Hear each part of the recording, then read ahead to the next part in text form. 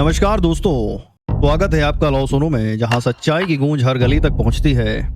आज सवाल ये है, जब हमारा सैनिक अपनी जान दांव पर लगाकर देश की रक्षा करता है, तो क्या कुछ परम प्रतापी माननीय नेताओं को उनकी बेइज्जती करने का हक है?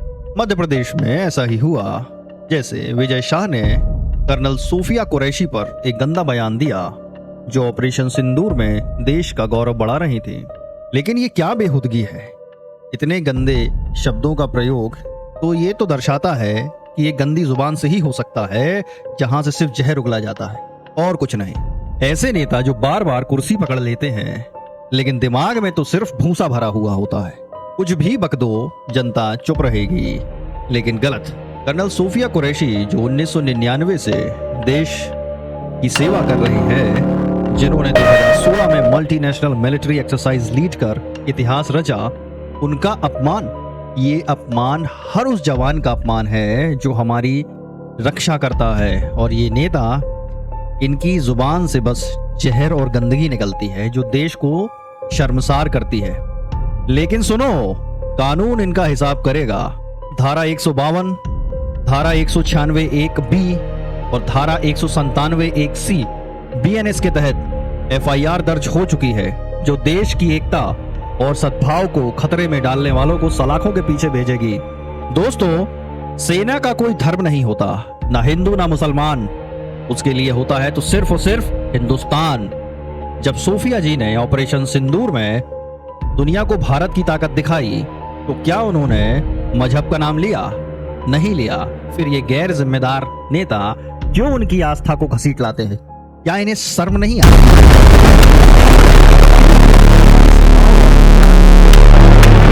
सोचो, अगर तुम्हारा बेटा बेटी सेना में हो और कोई गंदा नेता ऐसा बोले, तो क्या तमाशा देखोगे?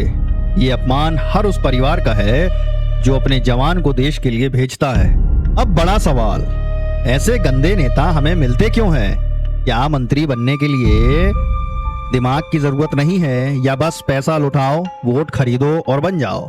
और गलती सिर्फ ऐसे जहर उगलने वालों की नहीं है, गलती उन हरामखोरों की भी है जो एक बोतल दारू और कुछ पैसे में बिक जाते हैं और चमचों की तरह रात दिन ऐसे नेताओं के आगे पीछे घूमते हैं। इन सारी बातों से ये तो तय हो गया कि नेता बनने के लिए सिर्फ एक काबिलियत की जरूरत है, वो है पैसा, बेशर्मी और गंदी जुबान।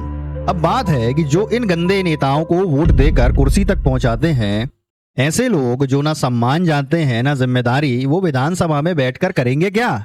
बस जुबान चलाएंगे, जहर बिखेरेंगे और कंट्रोवर्सी क्रिएट होने पर माफी मांग लेंगे। वाह, क्या शानदार नेतृत्व है। दोस्तों, अब चुप रहने का वक्त गया। ऐसे जहर उगलने वाले नेताओं को जवाब दो अपनी आवाज से, अपने वोट से। मध्य प्रदेश हाई कोर्ट ने धारा 152, धारा 196 एक बी और धारा 197 एक सी बीएनएस के तहत एफआईआर का आदेश दिया, जो इनके गुनाहों का हिसाब ले गई। लेकिन ये काफी नहीं है। हमें चाहिए ऐसे नेता जो सेना का सम्मान करें, जो देश के लिए मर मिटें, ना कि वो जो अपनी गंदी जुबान से देश को शर्मसार करें। सूफिया कुरैशी, हम आपके साथ हैं, आप हमारा गर्व हैं।